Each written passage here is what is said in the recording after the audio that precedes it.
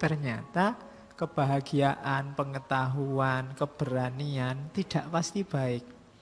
Satu-satunya yang pasti dalam situasi apapun, kondisi apapun baik adalah goodwill, keinginan baik.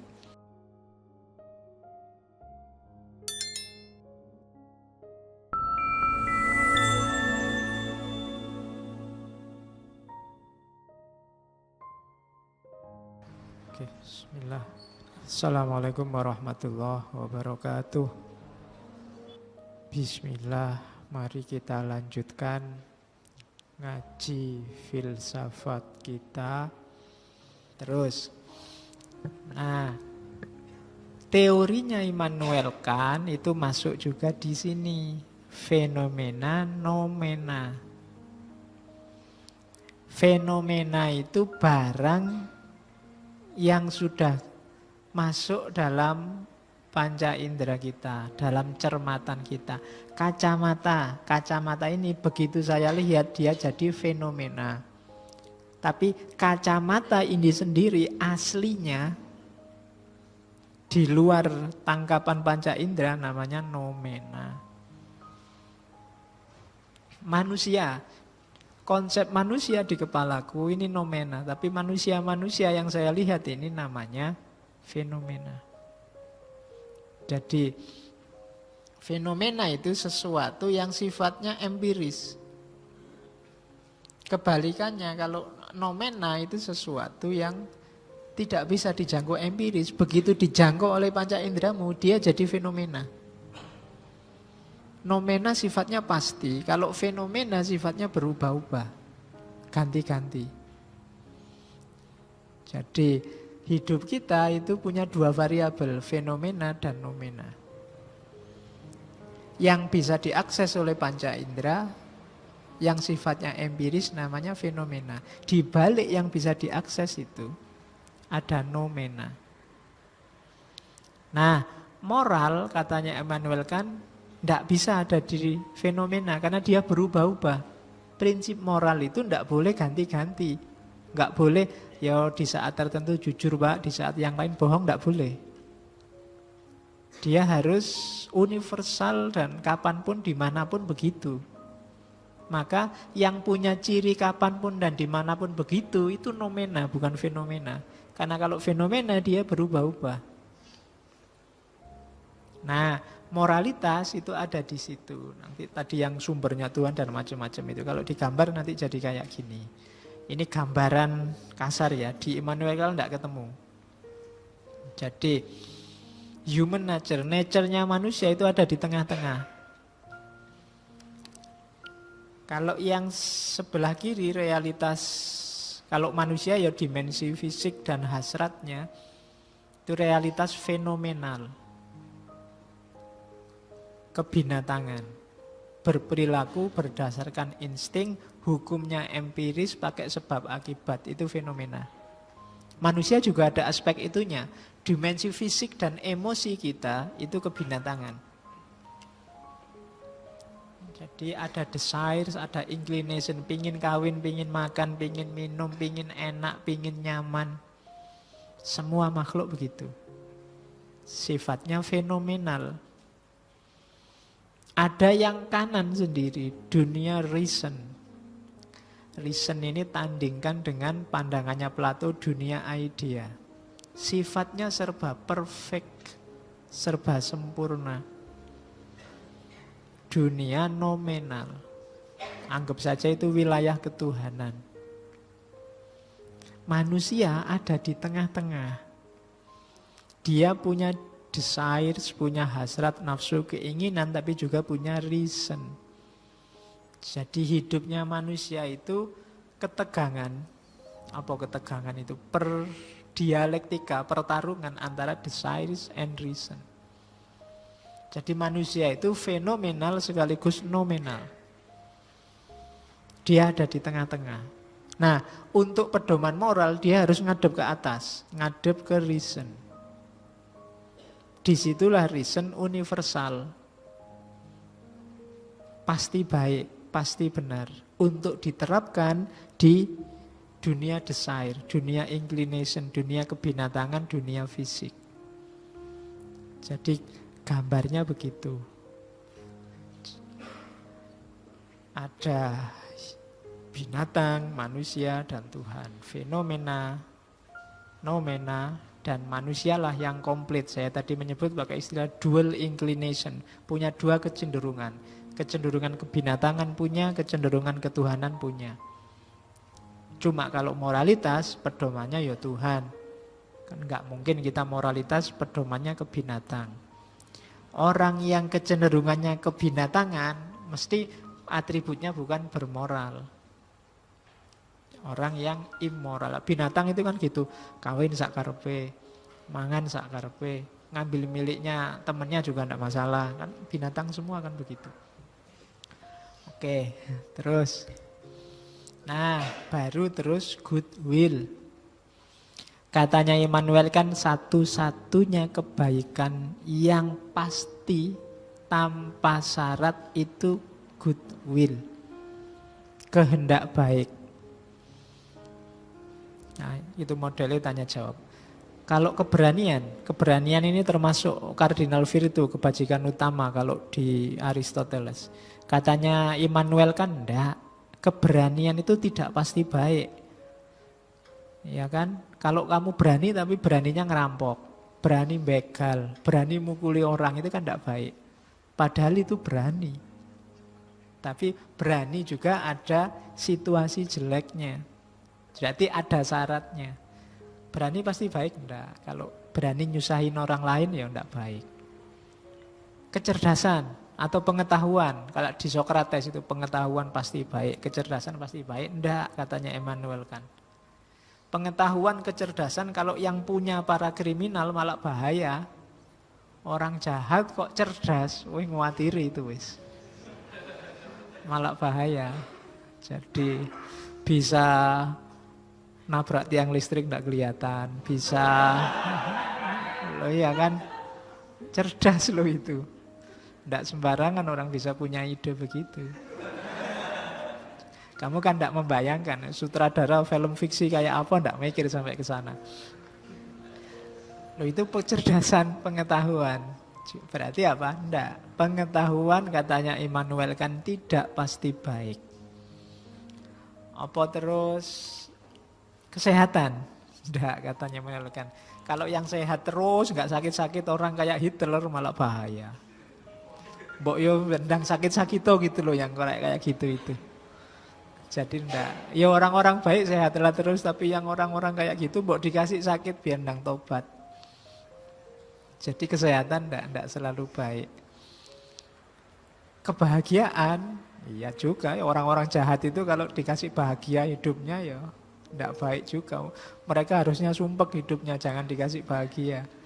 Kalau dikasih bahagia malah jelek, jahat terus dia. Ternyata kebahagiaan, pengetahuan, keberanian tidak pasti baik.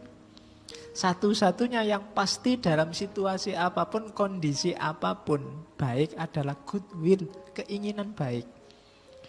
Loh orang jahat Pak, nah ya orang jahat kalau punya keinginan baik itu apik. Gitu loh. Orang kurang ajar kalau dia punya niat baik, baik itu sudah. Nggak ada syaratnya, pokoknya nggak ada pengecualiannya. Jadi goodwill itu dimanapun pasti baik. Semua kebajikan yang lain ada situasi-situasi di mana dia jadi jelek. Tapi yang goodwill ini syarat mutlak. Maka moralitas itu harus diawali dari goodwill. Nah, ini filsafat luar biasa kalau kalian besok ceramah ingin menjelaskan tentang niat. Jadi goodwill itu kan niat baik. Jadi diawali dari niat. Nah, kan makanya para penceramah itu sering ngawali ngomong pakai niat. Goodwill. Itu kalimatnya. The only thing good without qualification is goodwill. Satu-satunya yang baik tanpa pengecualian, tanpa syarat apapun adalah goodwill. Nah, cuma ada prosesnya. Bagaimana kita biar punya goodwill? Syarat pertama, Sarannya Cak Lontong itu, mikir. Ya, mikir. Tadi kan dibilang tidak ada nilainya, kebaikan atau kebenaran itu yang kita tidak otonom. Biar kita otonom, ya harus mikir sendiri. Nyari yang baik untuk kita, terus kita niati baik. Kita jalankan. Jadi, untuk memiliki goodwill, yang pertama mikir. Terus, cara mikirnya gimana? Dasarnya apa? Nah, pikirkanlah kewajiban. Maksudnya mikir kewajiban itu, pikirkanlah apa yang memang harus kamu lakukan. Apa yang seharusnya kamu lakukan. Jadi untuk ketemu goodwill, berpikirlah apa sih yang harus aku lakukan.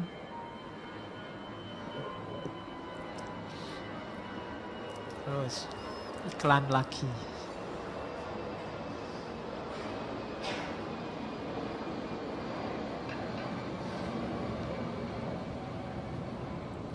Jadi identifikasi, oh ada temanku sakit, apa yang harus aku lakukan? Kewajibanku apa?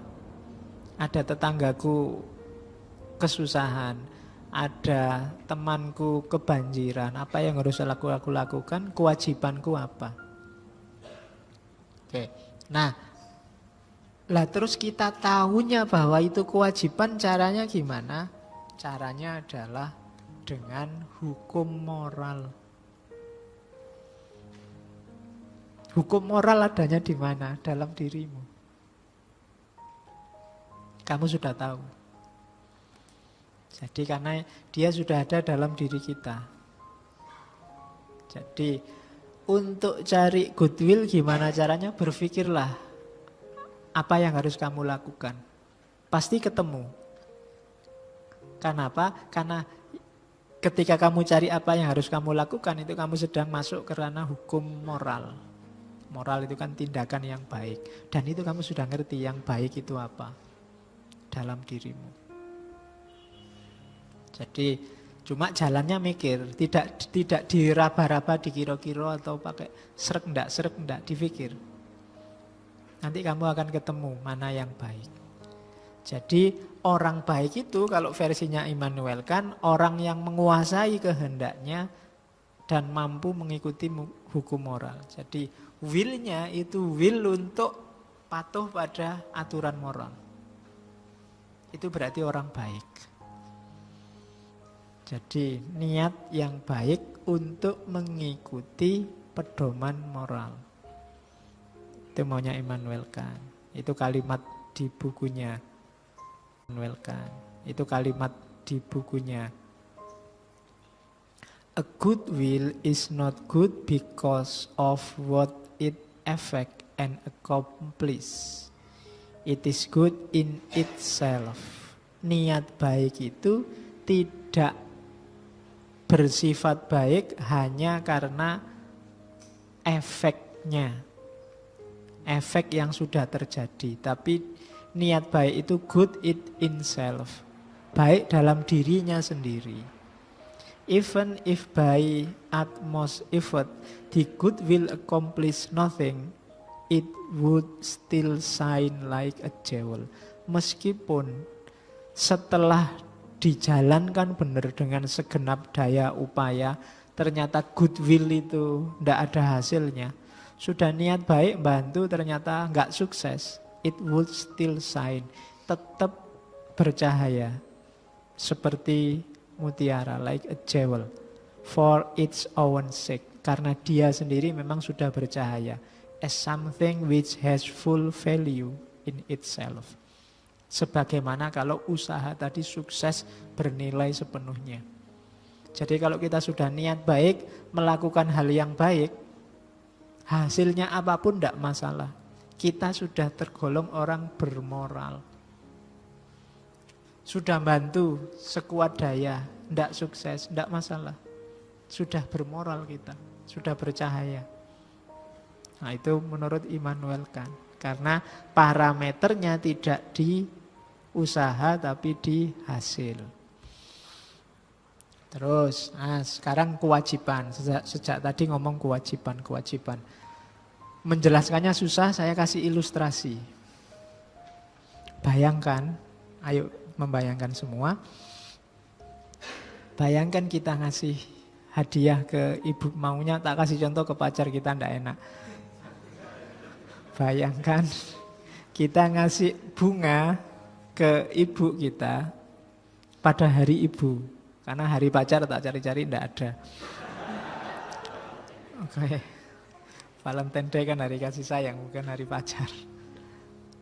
Nah, kamu ngasih bunga, tapi tujuannya untuk membuat gembira. Untuk, wah biar ibuku surprise ya, biar ibuku tiba-tiba senang.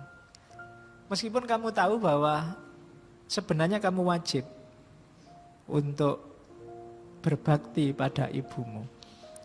Nah, kita ngasih bunga untuk bikin surprise, untuk bikin ibu gembira, itu kalau versinya Immanuel kan termasuk perilaku moral enggak?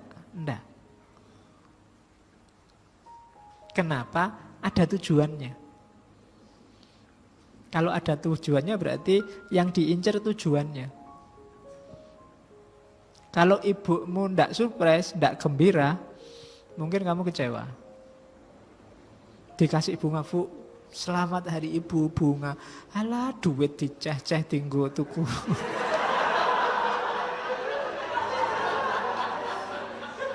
Ya kan? Ini ibumu apa itu kamu buang-buang duit mbok tinggo maem wae. Dan kamu kecewa luar biasa, itu sudah dibeli-beliin bunga gimana? Enggak, tidak termasuk. Kalau yang 3 kategori di awal tadi tidak termasuk praiseworthy, tidak termasuk perbuatan moral. Kenapa? Ya karena tindakan moral itu harus done out of respect for the moral law. Jadi kenapa kamu kasih ibumu bunga? Karena memang itu yang harus aku lakukan. Itu bentuk baktiku padanya. Bukan urusan dia menggembirakan atau enggak. Itu urusan lain, itu urusan tujuan. Khusus hari ibu saya kerja bakti di rumah, ibu gak usah ngapa-ngapain. Kenapa? Ya memang itu yang harus aku lakukan. Kewajibanku memang itu. Jadi dari kewajiban, itu gambarannya kewajiban itu. Jadi apa kalau gitu gak usah gitu-gitu Pak, gak usah ngirim bunga lah, gak usah. Enggak, perbuatan itu bukan sesuatu yang tidak bermoral dalam arti jelek, tapi kayak tadi acceptable. Kalau bahasa filsafat moralnya dia non moral. Non moral itu tidak ada hubungannya sama moral. Atau pakai istilah lain kadang-kadang pakai istilah amoral. Ini mahasiswa filsafat awas keliru. Kalau ada mahasiswa sama mahasiswi nginep di kos-kosan berdua, itu bukan amoral, tapi immoral. Ada bedanya. Kalau amoral itu netral dari penilaian moral. Saya tadi baru minum teh. Itu iyalah minum, silakan minum aja, enggak ada hubungannya sama moral. Jadi perbuatan-perbuatan yang bernilai netral tadi, acceptable tadi. Nilainya netral, itu amoral. Tidak ada hubungannya dengan moral, bukan moral. Kalau immoral itu baru berlawanan dengan nilai moral. Jadi kalau kamu bawa pacarmu nginep berdua, terus ada yang bilang, kamu melakukan perbuatan amoral. Oh salah Bapak.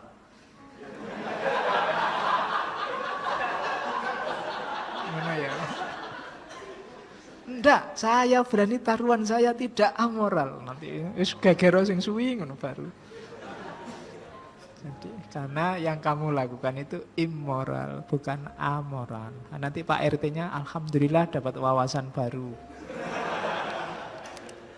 Oke. Ya. Jadi apa sih yang benar itu? Yang benar itu, bermoral itu yang pertama sesuai dengan kewajiban. Jadi kewajiban itu kayak gini loh, menjelaskannya gampang. Kenapa kamu ngaji? Ya karena ngaji itu baik. Selesai. Karena ngaji itu baik, saya harus ngaji. Simple. Enggak, saya ingin jadi ahli filsafat, Pak. Saya ingin macam-macam tujuannya. Kalau sudah macam-macam, ya itu baik, tapi amoral. Jadi masih ada motif yang di luar goodwill, di luar niat baik untuk melakukan perbuatan, tapi yang di luar itu. Kalau bahasa agama saya bilang tadi ikhlas itu. Kenapa kamu belajar? Ya memang saya harus belajar. Bukan karena biar saya pinter, Pak, biar lulus cepet, Pak, biar kumlot, enggak. Ya memang karena saya harus belajar. Oke, nah inilah nanti yang lebih memperjelas. Nyawa teorinya ada di sini. Pembedaan antara imperatif hipotetis dan imperatif kategoris. Imperatif itu perintah, kewajiban. Imperatif hipotesis itu apa? Melakukan sesuatu dengan tujuan untuk menghasilkan sesuatu yang lain. Kayak tadi, kamu harus rajin kuliah ya, biar lulus ujiannya. Itu imperatif hipotetis. Yang kedua, ini yang disebut moral beneran oleh Immanuel Kant. Imperatif kategoris, kategorikal imperatif. Rumusnya pendek, apa yang harus aku lakukan, itu aja. Kalau yang di atas tadi kan rumusnya apa yang harus aku lakukan untuk mewujudkan sesuatu. Kalau imperatif kategoris itu cukup apa yang harus aku lakukan, itu aja. Aku tidak boleh bunuh orang, titik. Apapun alasannya, apapun tujuannya, tidak penting. Pokoknya aku tidak boleh bunuh orang. Itu imperatif kategoris. Jadi tidak ada syaratnya. Hipotetis itu kan masih bersyarat. Kalau terbukti benar ya benar, kalau tidak ya tidak. Kan itu hipotesis itu. Maka imperatif hipotetis itu perbuatan yang dilakukan bersyarat. Di awal atau di akhir, di tujuan atau di syarat awalnya. Kalau kamu baik padaku, aku baik padamu. Itu syarat di awal. Itu hipotetis juga. Nah, yang disebut benar-benar moral oleh Immanuel Kant itu imperatif kategoris. Jadi perintah yang sifatnya kategoris. Ya sudah, kategori kewajiban sudah. Aku harus bantu orang lain, titik. Tidak pakai jika aku sudah kaya, jika aku sudah jadi orang, jika tidak. Pokoknya aku harus bantu orang, titik. Nah itu namanya imperatif kategoris. Kayak saya bilang tadi, aku harus ngaji, sudah. Aku harus belajar, tidak pakai syarat-syarat. Tidak pakai karena agama menyuruh itu. Kalau agama nggak nyuruh berarti kamu nggak belajar. Biar aku lulusnya cepat. Oh, kalau kamu lulusnya lama berarti sia-sia belajarmu. Jadi itu berarti imperatif hipotetis. Yang bermoral itu ya sinau gitu aja. Nggak usah dibahas macam-macam wis. Oke. Jadi imperatif hipotetis sama imperatif kategoris. Imperatif kategoris itu isinya biasanya hukum-hukum moral. Kemudian kalau kita ingin jadi orang bermoral, pasti akan menengok ke sana. Kenapa sih kok harus ada imperatif kategoris yang sifatnya merentah-merentah? Apa ndak bisa pakai syarat-syarat tadi? Nggak bisa kita pakai tujuan, nggak bisa, ndak. Ini sudah ada dalam diri kita. Kok pakai kita diatur-atur, diperintah-perintah, katanya Immanuel Kant. Yang pertama karena kita itu tidak sempurna. Jadi butuh aturan dalam diri kita. Dan Tuhan tahu itu, maka kita dikasih itu, dikasih pedoman. Makanya istilah tanyakan hatimu itu karena kamu sudah punya koleksi itu dalam dirimu. Kesempurnaan kita tergantung kemampuan kita menghidupkan nilai moral yang ada dalam diri kita. Yang kedua, Jadi aturan-aturan itulah nanti yang memandu hidup kita. Jadi kalau dalam Islam, bahasa Islam, kita diturunkan Allah ke dunia, dikasih alat sama dikasih bahan. Materi bahan untuk hidup itu moralitas yang tertanam dalam diri kita. Dan alatnya akal. Jadi dengan akal kita temukan nilai moral dalam diri kita, kemudian kita hidupkan. Itulah orang yang bermoral, imperatif, kategoris.